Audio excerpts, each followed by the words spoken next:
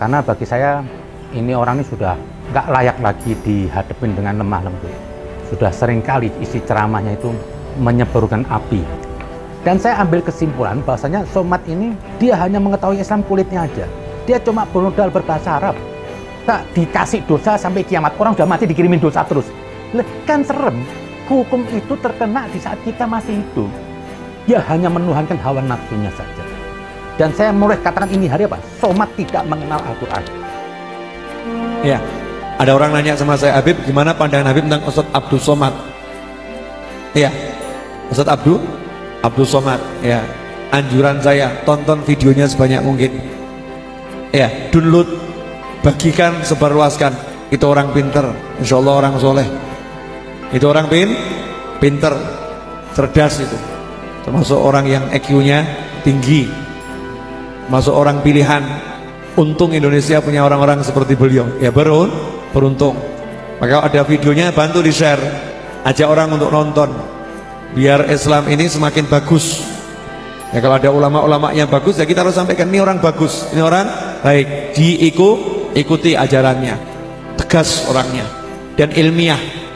Jawabannya semua dengan keilmuan. Kalau mungkin ada muridnya Ustadz Abdul Somad yang nonton ini, sampaikan Habib Novel pengen beliau ceramah di sini. Ya, Habib Novel pengen beliau ceramah di sini. Saya nggak punya kontaknya dan saya paling nggak suka cari kontaknya orang. Kalau ditakdirkan sama Allah ke sini ya sampai di sini. Kalau memang nggak ditakdirkan ke sini nggak bakal sampai ke sini. Ya Habib cari, ini udah nyari ini. Ini udah nyari. Nanti kalau bisa ada yang bisa bawa sampai ceramah di sini, saya akan ucapkan jazakallah khairan di dunia wal ukhra. Mau enggak kira-kira kalau Ustadz Abdul Somad ceramah di sini? Pengen atau enggak pengen? Oh tuh Ustadz pada pengen tuh, pada mau itu. Kalau ada yang lihat nanti semoga disampaikan entah kapan. Ya, saran saya tonton videonya ya. Tonton videonya, bantu share, bantu sebarluaskan. Beliau salah satu pejuang Aswaja. Salah satu pejuang Ahlus Sunnah wal Jamaah dengan keilmuan yang matang.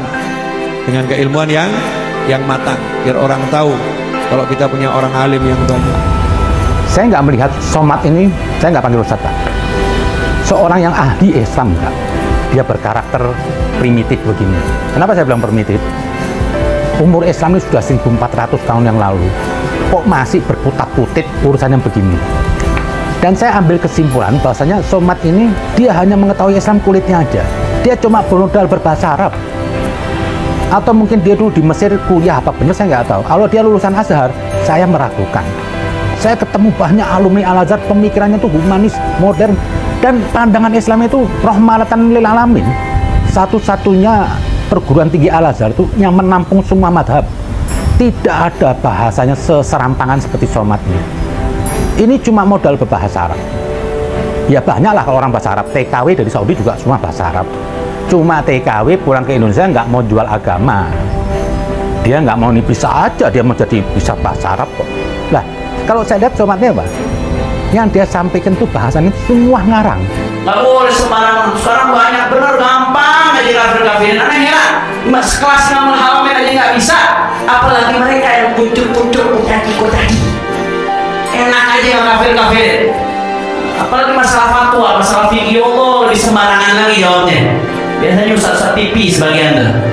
Semuanya pertanyaan dijawab. Kalau kayak Ustaz Abdul Somad, Masya Allah, orang alim, Allamah kabir, semua jawabannya referensinya jelas, tegas, Ahlus Sunnah wal Jamaah, fikihnya jelas.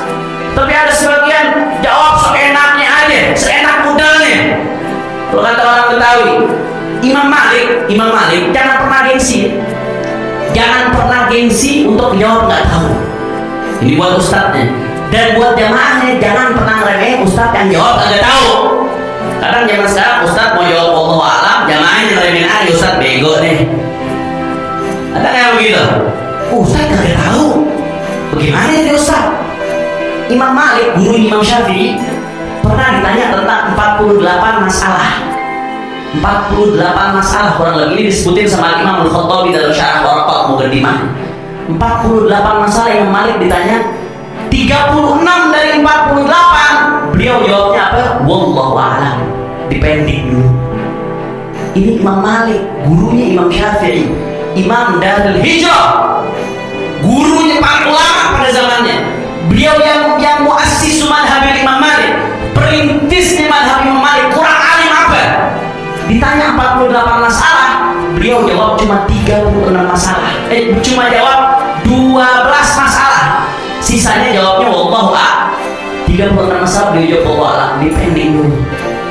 Allah, masya Allah. Bahkan ulama mengatakan wallahu a'lam nisful ilm. Wallahu a'lam itu separuh dari ilmu. Man afta bi kulli mas'il fahuwa majnun, kata ulama. Barang siapa yang setiap ditanya masalah kemudian dia fatwa, itu orang gila. Setiap ditanya bisa jawab, semuanya difatwain, kata ulama. Man afta bi kulli mas'il fahuwa majnun. Yang nggak tahu semuanya, katanya nggak tahu, dipaksain dijawab, ini orang gila, kata ulama. Jadi ulama-ulama dulu saking waraknya, saking luar biasa. Kenapa? Karena mereka tahu bahwasanya mansibul fatwa ini adalah tauqi' an Rabbil alamin. Saya menjelaskan tentang akidah agama saya di tengah komunitas umat Islam di dalam rumah ibadah saya, bahwa kemudian ada orang yang tersinggung dengan penjelasan saya. Apakah saya mesti meminta maaf? Mana kawan yang bertanya itu? Contoh, dalam Islam dikatakan laqad kafara alladzina qalu innallaha salisu salasah. Sesungguhnya maaf, memang bunyi ayatnya begitu. Laqad kafara, sesungguhnya kafirlah orang yang mengatakan Allah itu tiga dalam satu, satu dalam tiga. Saya jelaskan itu di tengah umat Islam. Otomatis orang luar yang mendengar itu tersinggung atau tidak? Tersinggung. Apakah perlu saya minta maaf? Udah tuh jawab. Nah, ajaran saya, kalau saya belum minta maaf, berarti ayat itu mesti dibuang. Na'udzubillah. Ayat Al-Quran. Saya di mana-mana menyampaikan ceramah, tak mungkin saya tanya orang satu-satu, matikan HP, matikan. Saya di mana-mana ceramah, HP orang hidup, orang merekam. Tak bisa saya larang itu, karena dia mau mendapat pengajian. Tak mungkin pula saya buat perjanjian, semua yang mau masuk sini materi 6.000, tak boleh kalian sebarkan. Jadi payah kali lah ceramahnya sekarang kalau gitu. Itu dua yang saya jawab.